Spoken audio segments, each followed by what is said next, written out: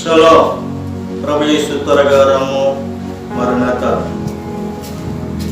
ప్రియమైన దేవుని యొక్క బిడ్డలారా,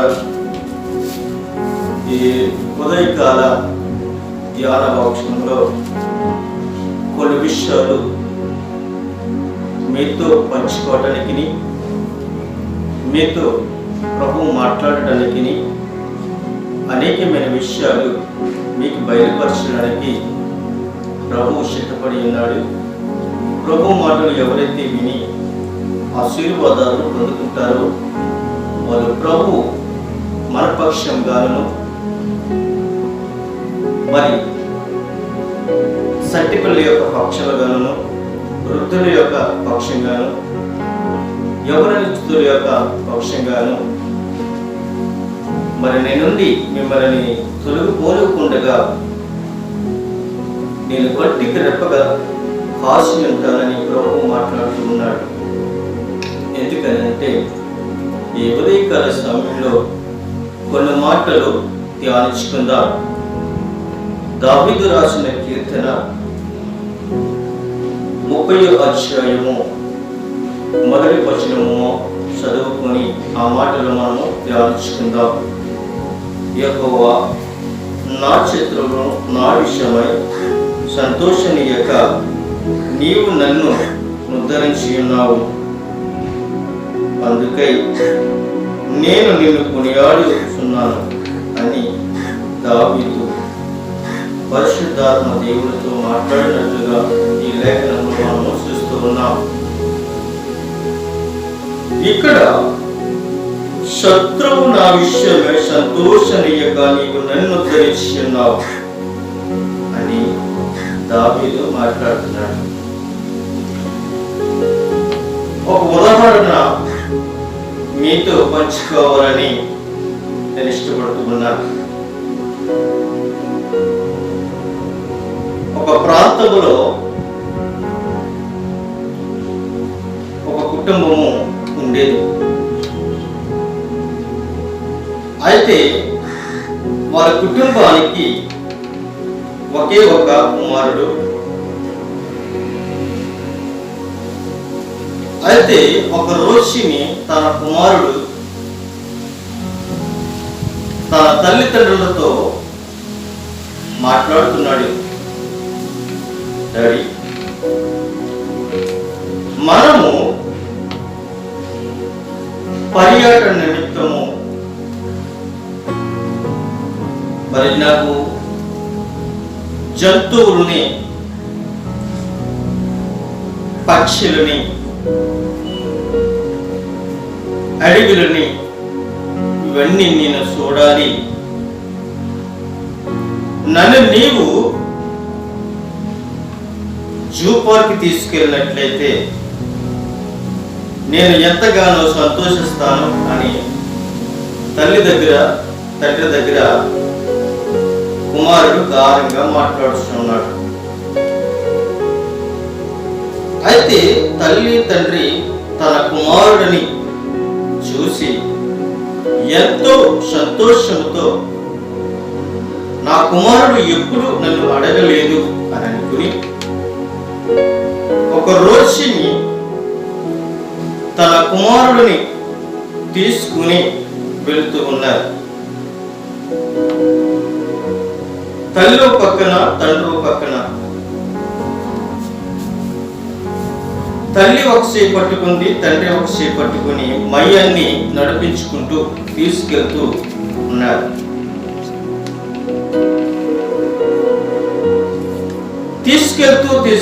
తీసుకెళ్తూ ఉండగా అరణ్య మార్గంలోకి వెళ్ళిన తర్వాత తన కుమారునికి చక్కనైన మాటలు బోధిస్తూ చక్కనైన మాటలు అందిస్తూ తల్లి తండ్రి తన కుమారుడికి అనేకమైన విషయాలు చెప్పుకుంటూ తీసుకెళ్తూ అరణ్య మార్గములోనికి వెళుతూ ఉన్నారు. అరణ్య మార్గములోనికి వెళ్ళిన తర్వాత అక్కడ లోయలు చూపించారు. లోయల యొక్క సందర్భాన్ని తన కుమారుడికి బయలుపరిచారు. చెట్టులను చూశారు. చెట్టులకున్న లక్షణాలు తన కుమారుడికి చెప్పి ఉన్నారు. అలాగే కొంచెం ఎదరికి నడుచుకుంటూ వెళుతూ ఉన్న సమయంలో తల్లి తండ్రి మధ్యన ఉన్న కుమారుడిని ఒక వ్యక్తి అనగా ఒక దొంగ వెనకపాటుగా వచ్చి ఆ తల్లి తండ్రి నడిపించుకుని తీసుకుని వెళ్తూ ఉంటుంటే వెనకపాటుగా వచ్చి ఆ కుమారుడిని ఎత్తుకుని వెళ్ళిపోయాడు. ఎప్పుడైతే ఎత్తుకుని వెళ్ళిపోయాడో ఆ తల్లి తండ్రులు తన కుమారుడి కొరకు బోర్లు మనీ ఏడుస్తూ ఉన్నారు. అయ్యో, నాకు 10 మంది బిడ్డలు లేరే, కనీసము ఒక 5 కుమారులు కానీ 5 కుమార్తెలు కానీ లేరే, నాకు ఏకైక ఒక కుమారుడిని ఇచ్చావు, ఆ ఇచ్చిన కుమారుడిని కాస్త దొంగలెత్తుకుపోయారే అని ఆ అరణ్య మార్గములో బోర్లు మరి తన కుమారుడి కొరకు ఏడుస్తూ ఉన్నారు. ఆ అరణ్యం అంతా కూడా ఆ ఉదయకాల సమయం నుంచి రాత్రికాల సమయం అంతా కూడా తన కుమారుడి కొరకు అంగలారుస్తూ ఏడుస్తూ రోదిస్తూ అరణ్యం అంతా కూడా తిరుగుతూ తిరుగుతూ తిరుగుతూ అలిసిపోయి తన కుమారుడికి దొరకడు అని భార్యాభర్తలు అనుకుని ఇంటికి వచ్చేసారు.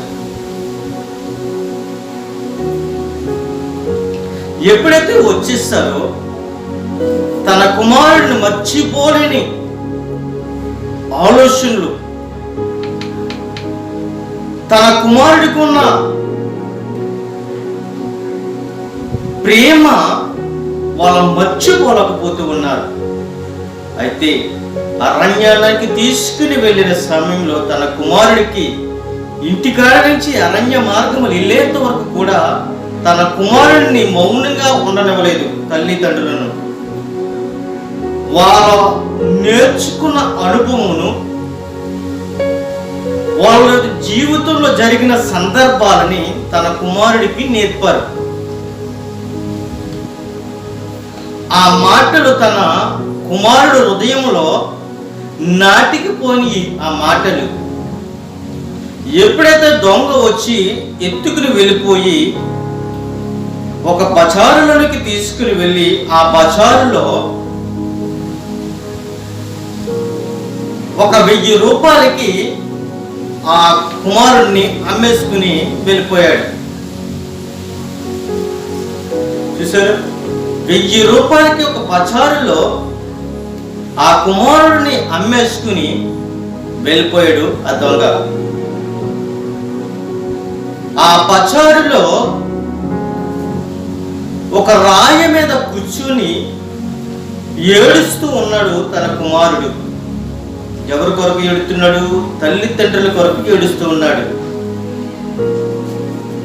ఏడుస్తూ ఏడుస్తూ ఏడుస్తూ ఆ బండ మీద కూర్చుని కన్నీరు కారుస్తున్న కన్నీరు ఆ బండ మీదకి రాలిపడ్డాయి. కంటిలో ఉన్న నీరు ఎప్పుడైతే రాలిపడ్డదో ఆ బండ మీదకి, ఆ బండ మీద ఉన్న ఆ కంటిలో పడిన ఆ చుక్క తన జీవితాన్ని మార్చేసింది. ఆ ప్రాంతానికి, ఆ బజారులోనికి ఒక ధనవంతుడు ఒక వ్యక్తిని కొనుక్కోవడానికి వేరొక దేశం నుంచి ఆ బజారులోనికి వచ్చాడు. వచ్చిన తర్వాత ఆ బండ మీద కూర్చుని ఏడుస్తున్న కుమారుడిని చూసి జాలిపడి ఆ కుమారుడికి కాస్త వెల కట్టి 1000 రూపాయలకి దొంగ అమ్మేసుకుంటే 5000 రూపాయలకి ఆ ధనవంతుడు కొనుక్కుని ఆ బాలుడిని ఇంటికి తీసుకుని వెళ్ళాడు. తీసుకుని వెళ్ళిన తర్వాత ఒక 10 సంవత్సరాలు వచ్చేంత వరకు కూడా అతనికి ఎటువంటి పనులు చెప్పలేదు తన యజమానుడు. ఎందుకనంటే బాలుడు ఆ రాజు యొక్క ఆలోచనలను, ఆ రాజు యొక్క అభిరుచులను, రాజు యొక్క ఆస్తిని, రాజు యొక్క కోటని 10 సంవత్సరములు అనుభవాన్ని నేర్పాడు రాజు. ఎంత నేర్పినప్పటికీ కూడా ఒక లోటు కనబడుతుంది అక్కడ. ఏంటి ఆ లోటు అనంటే తల్లిదండ్రులు మాత్రము కనబడటం లేదు. అందరూ కనబడుతున్నారు కానీ తల్లిదండ్రులు కనబడటం లేదు. అలాగా కన్నీరు కారుస్తూ ఉన్నాడు, ఏడుస్తున్నాడు, రోదిస్తూ ఉన్నాడు. అయితే ఒక రోజుని రాజుకి సేవ చేయటము మొదలు పెట్టాడు ఆ బాలుడు. భోజనం అందించడము, టీలు అందించడము, టిఫిన్లు అందించడము, పొలంలోనికి అనేకమైన విత్తనాలు పట్టుకెళ్తాము, విత్తనాలు నాటటము, పనివారిని పని చేయించడము, సమస్తమును కూడా ఆ బాలుడు నేర్చేసుకున్నాడు. నేర్చుకుంటే ఎంచు మించులు ఆ బాలుడికి 30 సంవత్సరాలు వచ్చేసినాయి. 30 సంవత్సరాలు వచ్చేసినప్పటికీ పని ఒత్తిడి పెరిగిపోయింది. పని ఒత్తిడి పెరిగిపోయి కూర్చోలేని పరిస్థితి,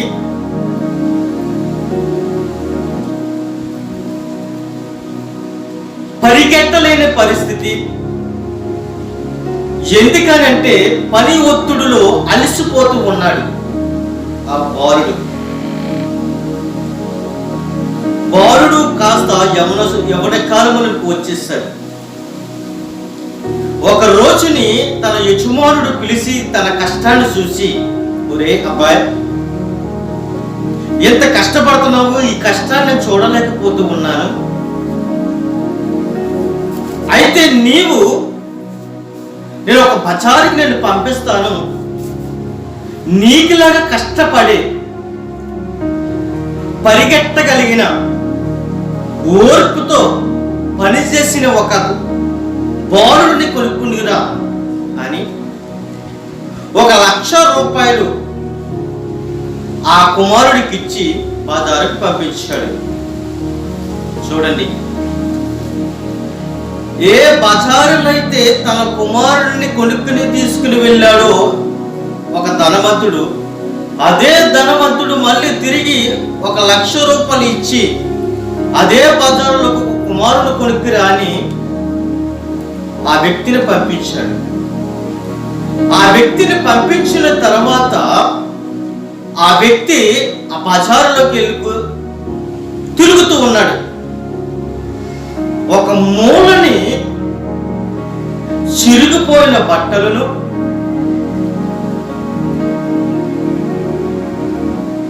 చిరిగిపోయిన బట్టలు వేసుకుని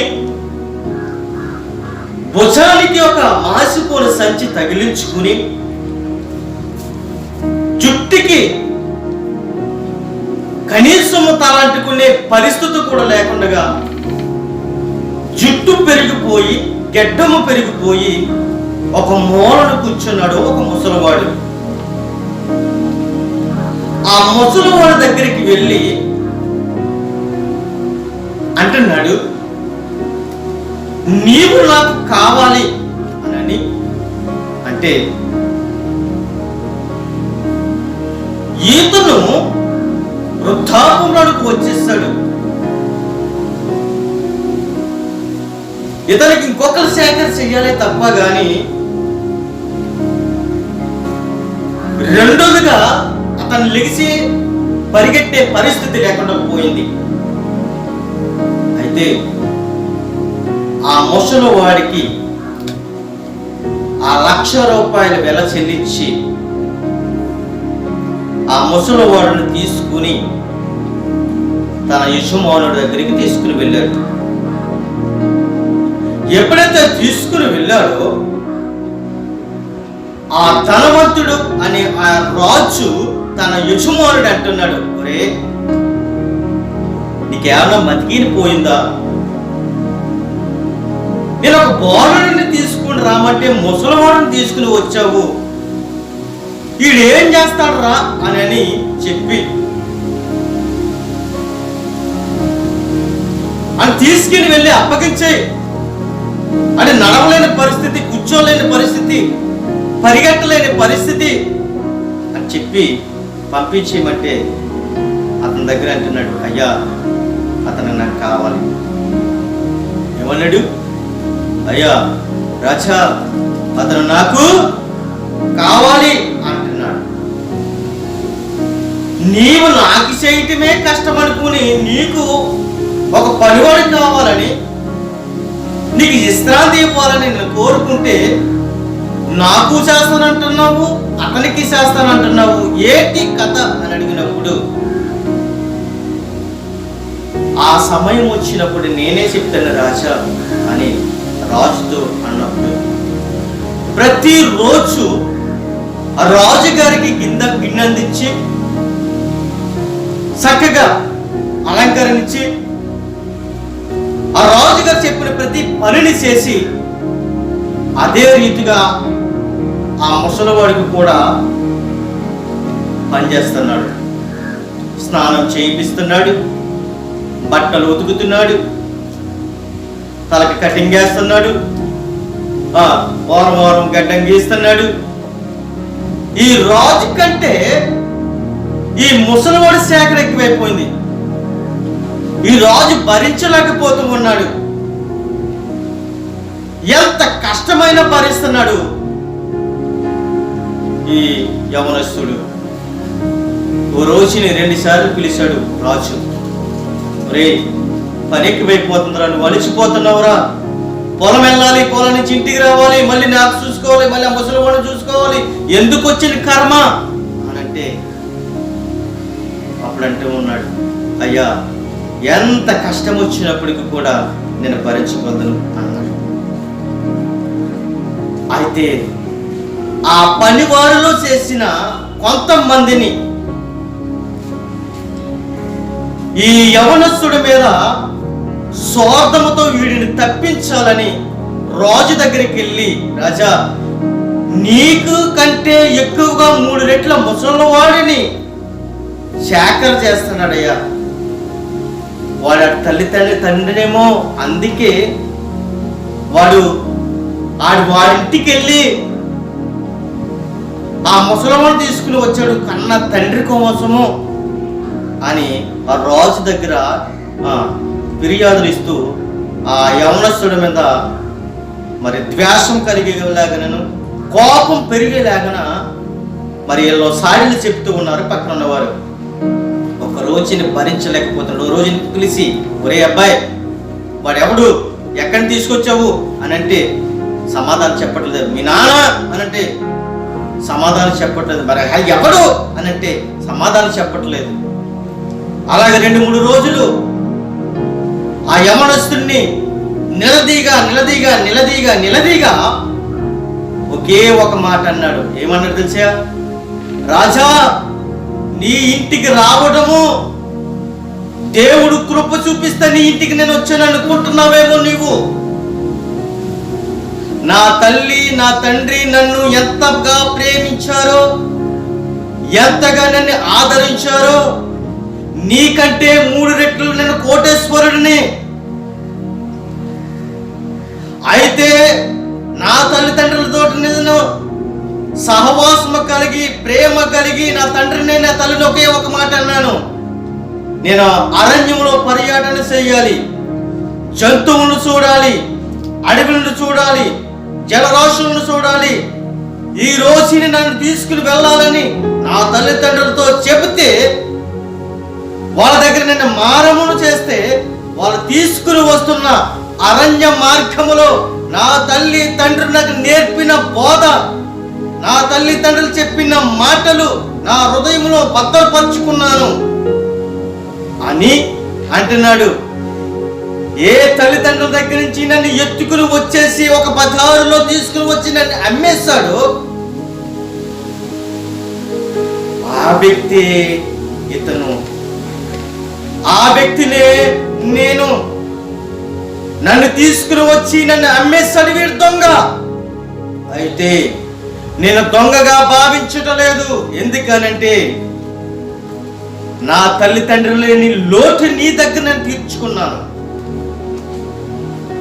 నా తల్లి దగ్గర నేర్చుకున్న అనుభవమును, నా తల్లి దగ్గర నేర్చుకున్న మాటలను, నా తల్లిదండ్రుల దగ్గర నేర్చుకున్న అనేకమైన జీవితాలతో ఎలా నడుచుకోవాలో, అనేకమైన ముసలి వారిని ఎలా చూసుకోవాలో, యవనస్తుల్ని ఎలా చూసుకోవాలో, పని వారిని ఎలా చూసుకోవాలో అన్నీ నా తల్లిదండ్రులకు నేర్పారు. అందు నిమిత్తమే ఏ బజారులో అయితే నేను బండ మీద కూర్చున్నానో, ఏ బండ మీద కూర్చుంటే నన్ను తీసుకుని వెళ్ళావో, అదే బండ మీద అదే మూలన వాడు కూడా కూర్చున్నాడు, అందుకే వాడిని తీసుకుని వచ్చాను అని చెప్తే ఆ రాజు అంటున్నాడు, కుమారుడా, నేను గ్రహించలేకపోయాను. వీళ్ళన్న మాటలను బట్టే నేను నిన్ను తప్పుడు పట్టాను అని ఏమన్నాడు తెలుసా? నాకు ఉన్న ఆస్తిని అంతటిని కూడా నీవుగా వారసుడివై ఉన్నావు అని ఆ యజమానుడు, ఆ రాజు, ఆ ధనవంతుడు ఆ కుమారుడిని వారసుడిగా చేసుకున్నాడు. దేవునికి మహిమ కలిగినగా. ఎందుకనంటే తన తల్లిదండ్రులు నేర్పిన దేవుని యొక్క మాటలు, తల్లిదండ్రులు నేర్పిన అనేకమైన విషయాలు ఆ యవనస్తుడు నేర్చుకున్నాడు కాబట్టి ఆ రాజు దగ్గర తన తల్లిదండ్రుల కంటే 10 రెట్టుల ఆస్తిని అనుభవించడానికి, ఒక ధనవంతుడిగా ఉండడానికి పరిశుద్ధాత్మ దేవుడు ఆ కుమారుడికి తోడై ఉన్నాడు. కాబట్టి ఒక ధనవంతుడిగా, ఒక రాజు దగ్గర రాజుగా నిలపబడి ఉన్నాడు. ప్రియమైన దేవుడి బిడ్డలారా, ఎందుకని మాటలు చెప్తుందంటే, ఇక్కడ వేశ్య కుమారుడులో 8వ వాడు దావీదు. వాడు ఆస్తి ఉంది తన తండ్రికి, వాడు సంపద ఉంది తన తండ్రికి. తన అన్నయ్యలందరూ కూడా యుద్ధంలో జయించడానికి పరిగెడితే దావీదు అరణ్యములో గొర్రెల్ని కాపరిగా ఉంటూ గొర్రెలు మేపుతూ ఉన్నాడు కానీ ఖాళీగా కూర్చోలేదు. దేవుని మహిమపరుస్తూ ఉన్నాడు, దేవుని గణపరుస్తూ ఉన్నాడు, దేవుని ఆరాధిస్తూ ఉన్నాడు. అందరి నిమిత్తమే దావీదును రాజ్యాన్ని పరిపాలించడానికి, దేశాన్ని పరిపాలించడానికి దావీదును రాజుగా చేసుకున్నాడు పరిశుద్ధాత్మ దేవుడు. అందు నిమిత్తము నీవు నేర్చుకోవలసిన విషయం ఏంటి తెలుసా? ఆ కుమారుడు తన తల్లిదండ్రులు చెప్పిన వాడు ఎలాగైతే నేర్చుకున్నాడో, 10 రెట్లుగా ఆస్తిపరుడిగా ఎలాగైతే ఉన్నాడు, అందు నిమిత్తము దావీదు కూడా తన తండ్రిని ప్రేమించి, తన అన్నయ్యలను ప్రేమించి ఆ అరణ్యములో గొర్రెలను మేపుతూ, గొర్రెలను మేపడమే కాదు, గొర్రెలను కాస్తూ, సింహాలు వచ్చి ఎత్తుకుపోతాయేమో, ఎలుగుబంటులు వచ్చి ఎత్తుకుపోతాయేమో అని రాత్రనగా పగలనగా ఆ అరణ్యములో ఒంటరివాడిగా జీవిస్తూ బోడు అనుభవం నేర్చుకున్నాడు దావీదు. అందు నిమిత్తము నీవు నేను కూడా నేర్చుకోవలసిన విషయం ఏంటి తెలుసా? దావీదు ఒక రాజుగా మార్చబడ్డాడు, దావీదు ఒక ధనవంతుడిగా మార్చబడ్డాడు, దావీదు అనేకమైన విషయాలు నేర్చుకున్నాడు, దేవుని మహిమపరుస్తూ ఉన్నాడు, దేవుని గణపరుస్తూ ఉన్నాడు, గాలి ప్రతికారము చేస్తూ ఉన్నాడు దావీదు. దేవుణ్ణి బాల్యము నుంచి కూడా యవన కాలంకి వచ్చేంత వరకు కూడా, జీవిత కాలము కూడా ఏ రోజు కూడా దేవుని యొక్క వాక్యములతో తప్పిపోలేదు దావీదు. అందు నిమిత్తము ఈ ఉదయకాల సమయంలో మనం ఒక విషయం నేర్చుకున్నాం. నా శత్రువుల విషయంలో సంతోషనీయక నీవు నన్ను ఉద్ధరించి ఉన్నావు, అందుకే నేను నిన్ను కొనియాడుస్తున్నాను అంటున్నాడు దావీదు. యెహోవా, నిన్ను నేను కొనియాడుస్తున్నాను, నిన్ను మహిమపరుస్తున్నాను, నిన్ను నేను కనపరుస్తున్నాను, అందుకే నన్ను రాజుగా నిర్మించి ఉన్నావు. రాజ్యాన్ని పరిపాలించడానికి నన్ను ఒక అధికారిగా నిలబెట్టి ఉన్నావు.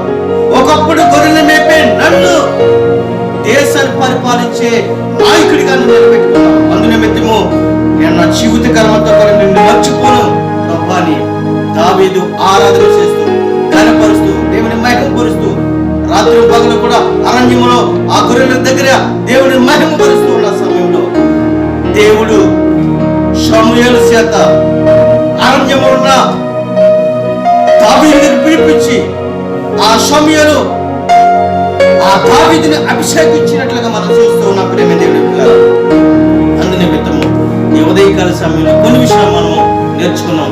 ఈ మాటలను బట్టి దేవుడు దీవించి ఆశీర్వదించుగాక. ఆమేన్. దేవుని నామానికి మహిమ కలుగును గాక. మా ఛానల్ చూస్తున్న ప్రతి ఒక్కరు మర్చిపోకుండా లైక్ చేయండి, షేర్ చేయండి, సబ్స్క్రైబ్ చేసుకోండి. అలాగే కింద ఉన్న బెల్ ఐకాన్ క్లిక్ చేయండి. దేవుడు మిమ్మల్ని దీవించి ఆశీర్వదించును గాక. ఆమేన్.